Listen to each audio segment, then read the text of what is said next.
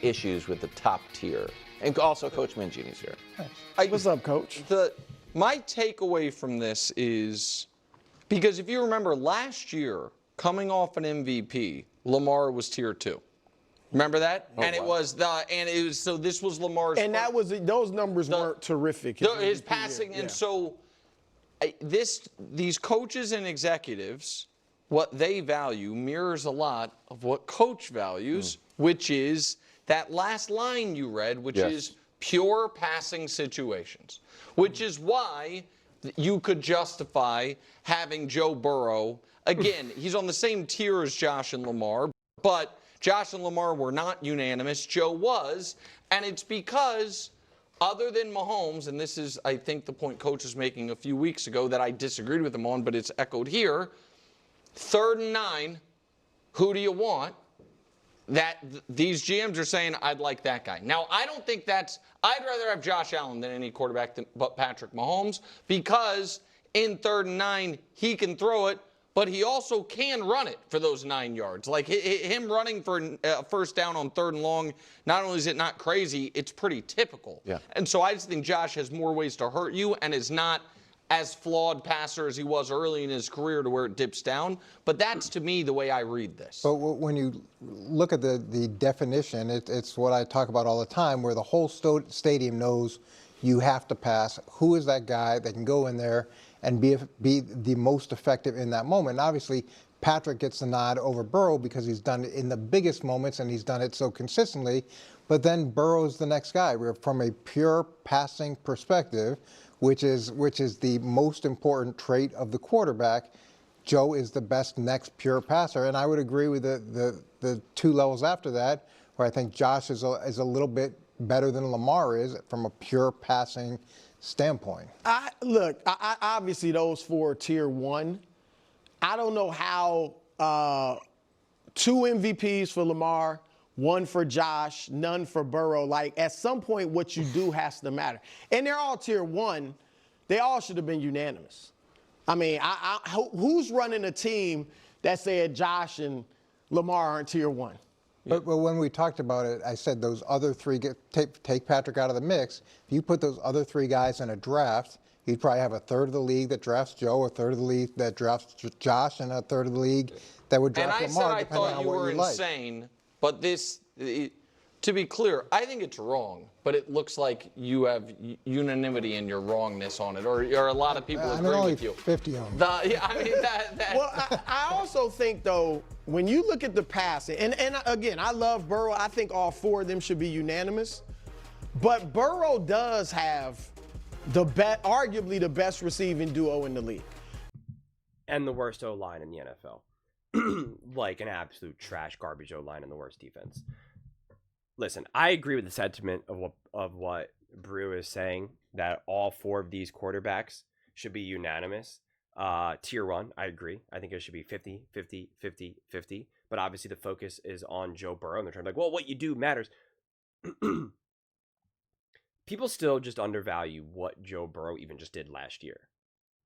I mean, his defense was so insanely awful.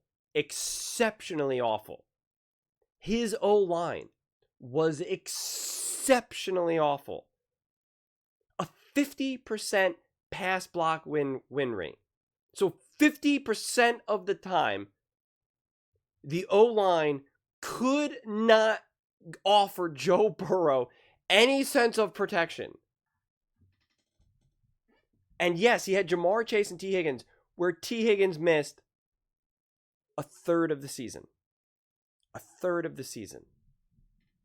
And so when you really put in context of what Joe Burrow was doing, and again, this is now executives and coaches who understand that winning, the executives are the ones that are building the team, the coaches are the ones that are coaching the team. They understand that wins and losses are not a quarterback stat. They know that it's not all just on Joe Burrow. Because if that was the case, like, this is what's crazy. If that was the case, then Bo Nix is better than Joe Burrow. Who else made the playoffs that's right? Baker Mayfield's better than Joe Burrow. we know those things aren't true. We know Jordan Love. Just name all the teams that made the playoffs that Joe Burrow didn't. You know, Russell Wilson made the playoffs last year. He's a better quarterback than Joe Burrow? Of course not. So if he's not a better quarterback than Joe Burrow last year, and yet one team made the playoffs and the other team didn't, you have to be able to expand that logic when evaluating over like an entire career. And again, MVP nods at this point mean nothing to me. It's random media people voting. Didn't Acho have an MVP vote?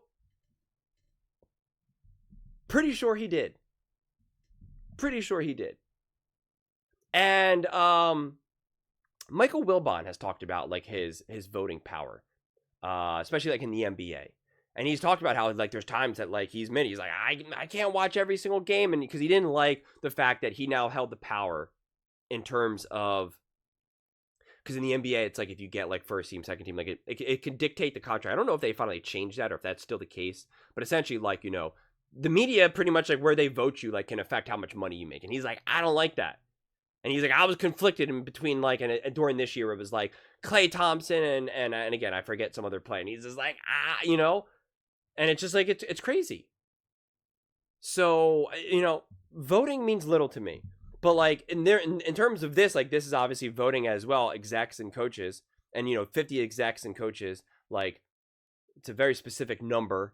So like you're not even getting like 2 of everything or something, right? Like it's like I don't even know like how it's officially distributed in terms of like where this is all coming from. So like right, like I agree. Like who is putting Josh Allen or Lamar Jackson in tier 1, or excuse me, in tier 2? Like that's obviously crazy to me. And I do understand what Nick is saying as well, where it's like it's 3rd and 8.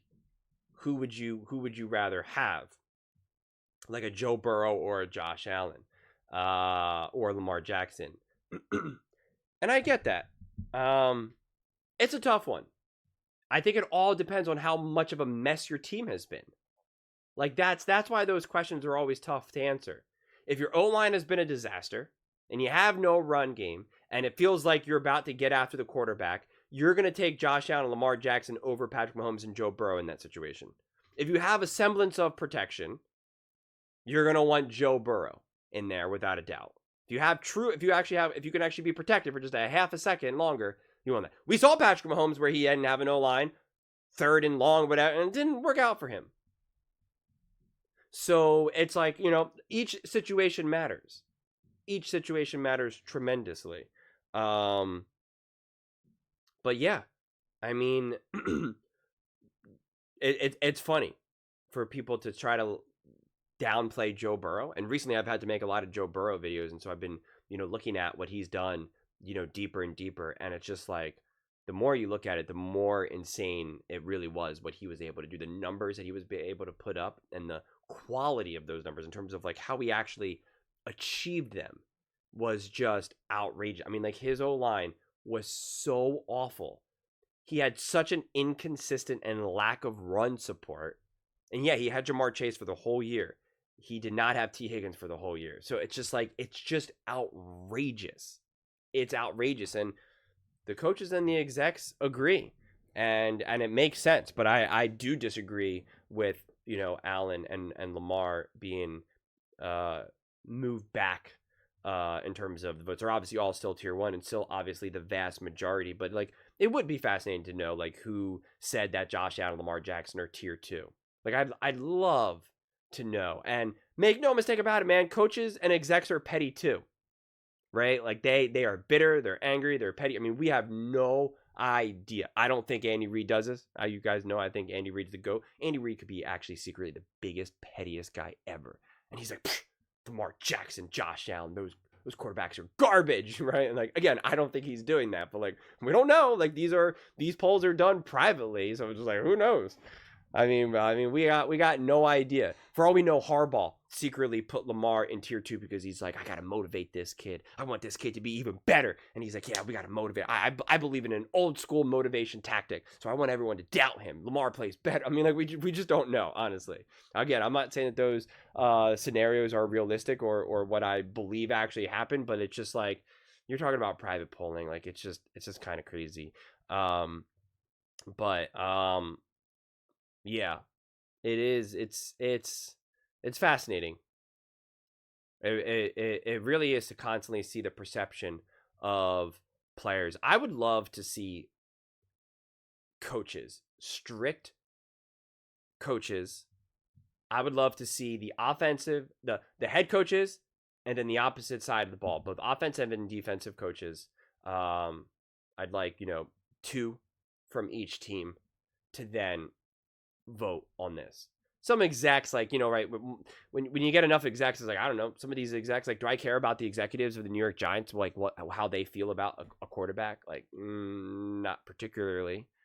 Do I care about how the Cleveland Browns feel about a quarterback? Like, not particularly. So like I would find coaching a lot more interesting, of just strict coaches, offensive and defensive coaches, whether it's the head coach or the coordinator of the opposite side of the ball. That I would find the most thought-provoking. Not players. Players are always petty as well. They always got, manipulated perspectives and whatnot. I mean, we always see that on full display with, like, anytime someone like a Jamar Chase is talking or something, or any of these guys getting after it. So I think coaches can have a little bit more experience, a little bit more groundedness to it, and a little bit more maturity just by virtue of them just being older, obviously. But yeah, it's funny that we're still doing these tiers, even coming into mid August right now. But I don't know. I don't think there's too much controversy around that, because they're now trying to split it with, like, unanimous, right? It's like unanimous, and should this be? And yeah. But those are just my thoughts. I'd absolutely love to hear yours. What do you guys all think about Joe Burrow being in a unanimous tier 1 quarterback? Josh Allen not, Lamar Jackson not, and I didn't even talk about Stafford because I don't think he's a tier 1 quarterback in this moment of time. But also Patrick Mahomes being tier 1 as well. But they rarely talked about Mahomes there. But let me know in the comments below. I read every single comment, so whether you agree with me or disagree with me, either way, let's get in some discussions, let's get in some fights, but ultimately, let's just have some fun.